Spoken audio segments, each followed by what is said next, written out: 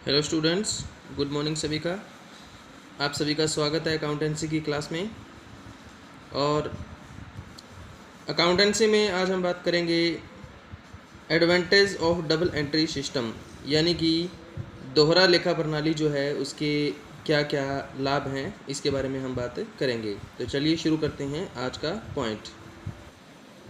Double entry system के जो benefit हैं उसमें सबसे पहला जो इसका एडवांटेज है वो है साइंटिफिक सिस्टम, यानी कि अकाउंटिंग में एंट्री करने को का और किसी भी चीज़ को रिकॉर्ड करने का जो मेथड है डबल एंट्री सिस्टम, ये क्या है, एक साइंटिफिक मेथड है। क्योंकि इसमें हम क्या करते हैं, इसमें जर्नल एंट्री करने के लिए या कोई भी ट्रांजेक्शन को रिकॉर्ड करने के लिए हम क्या है, प्रिंसिपल्स और रूल रेगुलेशन को फॉलो करते हैं और उन्हीं को फॉलो करते हुए जो भी एंट्री करनी है, किसी भी ट्रांजैक्शन को रिकॉर्ड करना है तो उसको हम रिकॉर्ड करते हैं। तो इसलिए दूसरे जितने भी मेथड हैं उसके कंपैरिजन में क्या है, डबल एंट्री सिस्टम को एक साइंटिफिक मेथड के नाम से जाना जाता है। दूसरा पॉइंट जो आता है हमारे पास वो है कंप्लीट रिकॉर्ड ऑफ ट्रांजैक्शन, यानी कि डबल एंट्री सिस्टम में हम क्या करते हैं, जितनी भी ट्रांजैक्शन होती है उनका कंप्लीट रिकॉर्ड जो है रखते हैं।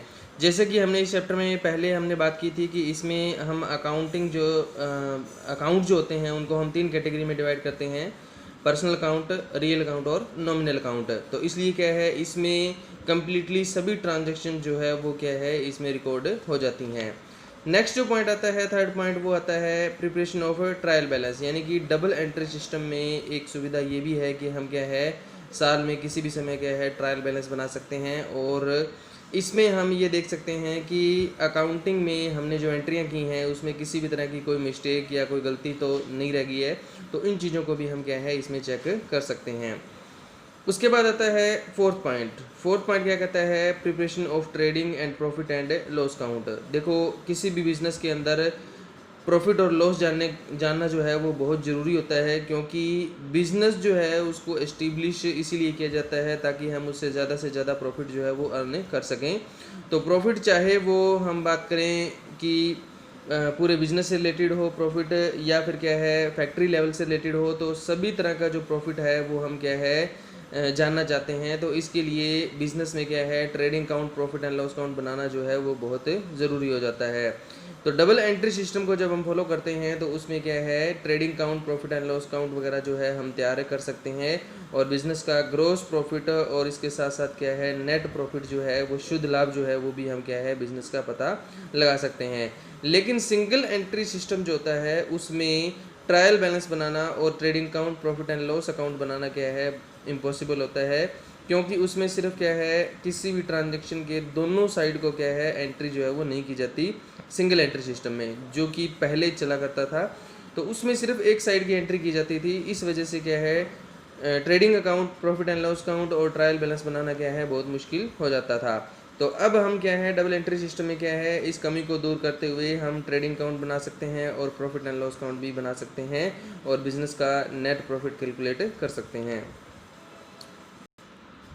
फोर्थ पॉइंट हमारे पास आता है, वो आता है knowledge of financial position of business, यानी कि अगर हम बिज़नेस की फाइनेंशियल पोजीशन के बारे में जानना चाहते हैं। देखो, बिज़नेस की फाइनेंशियल पोजीशन का क्या मतलब होता है, फाइनेंशियल पोजीशन का मतलब ये होता है कि साल के लास्ट में ये पता लगाना कि हमने किस किस पर्सन को कितना रुपया देना है, किस किस पर्सन से कितना रुपया हमने क्या है लेना है, हमारे पास जितनी भी प्रॉपर्टी, जितनी भी एसेट्स हैं उनकी वैल्यू जो है वो कितनी है, उनका प्राइस कितना है।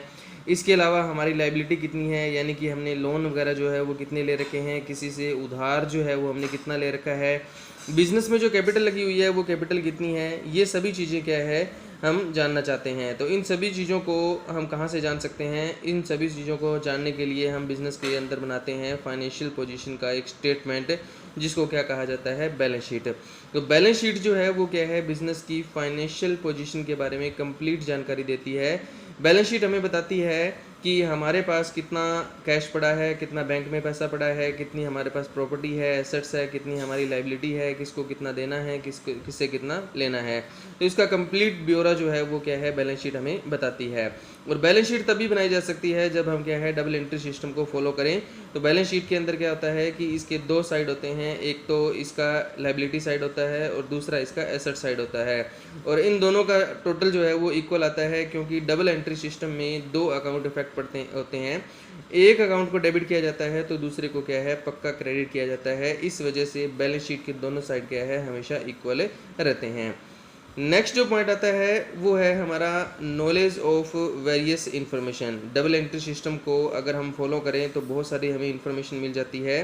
किस टाइप की इन्फॉर्मेशन हमें मिल जाती है, जैसे कि हमारे पास क्या है टोटल कितना हमने मटेरियल जो है वो सेल किया है और कितना हमने क्या है परचेज किया है। इसके बाद कितना हमारे पास क्या है स्टॉक बच गया है, साल के लास्ट में कितने रुपए का हमारे पास स्टॉक बचा हुआ है, ये भी हम क्या है जान सकते हैं। अगला पॉइंट आता है कि इससे हमें ये पता चल जाता है डबल एंट्री सिस्टम को फॉलो करने पर कि हमने अलग अलग जो कस्टमर हैं हमारे ग्राहक हैं उनसे कितना कितना रुपया क्या है लेना है, यानी कि हमारे डेटर्स कितने हैं। इसके साथ साथ हम ये भी जान सकते हैं कि हमने किस किस पर्सन को कितना रुपया देना है, कि हमारे क्रेडिटर जो हैं वो टोटल कितने हैं, ये भी हम क्या है जान सकते हैं। नेक्स्ट पॉइंट हमारे पास आता है कि कौन कौन सी आइटम पे कितना एक्सपेंडिचर हुआ है। देखो हम बिज़नेस को रन करते हैं तो बहुत सारे हमारे खर्चे जो है वो बिज़नेस हमें करने पड़ते हैं, तो वो सारे एक्सपेंडिचर हैं, सारे खर्चे हैं, वो हम क्या है डबल एंट्री सिस्टम से हम फाइंड आउट कर सकते हैं कि हमारा टोटल एक्सपेंडिचर कितना हुआ है। नेक्स्ट पॉइंट आता है, इसी तरह से हम ये भी जान सकते हैं कि अलग अलग जो आइटम्स हैं उनसे हमें कितनी इनकम रिसीव हुई है, तो इनकम के बारे में भी हमें क्या है जानकारी मिल जाती है।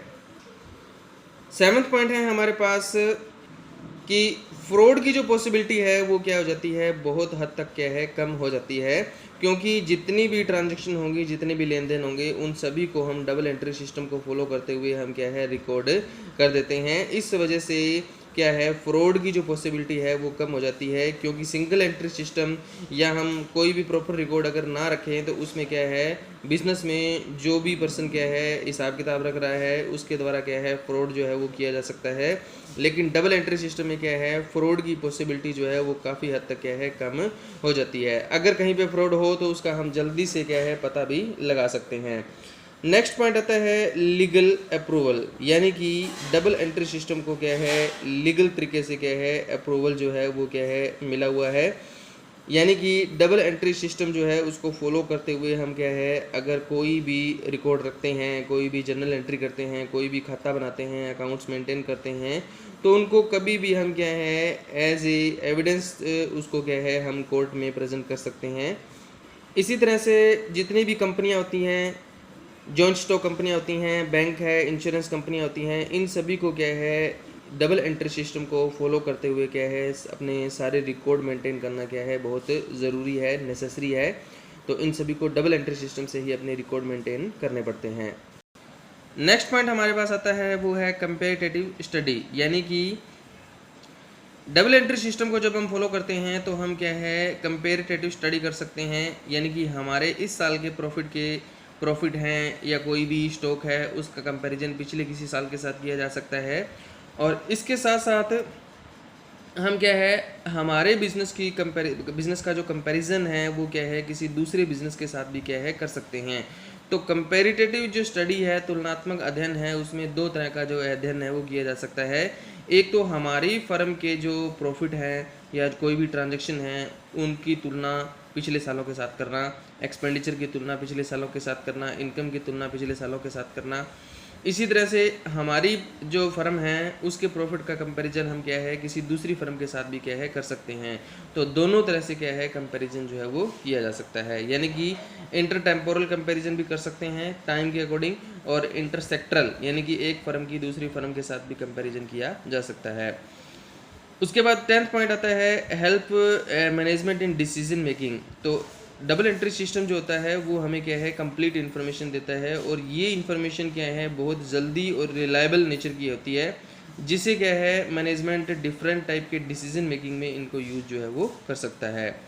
नेक्स्ट पॉइंट हमारे पास आता है 11th पॉइंट की डबल एंट्री सिस्टम जो है वो जितनी भी बिजनेस ऑर्गेनाइजेशन है, चाहे वो छोटी ऑर्गेनाइजेशन है चाहे वो बड़ी ऑर्गेनाइजेशन है, सभी के लिए क्या है ये यूज़फुल है, सभी इसका जो यूज़ है वो क्या है कर सकती हैं और अपने अकाउंट जो है उनको क्या है अच्छे से मेंटेन कर सकती हैं।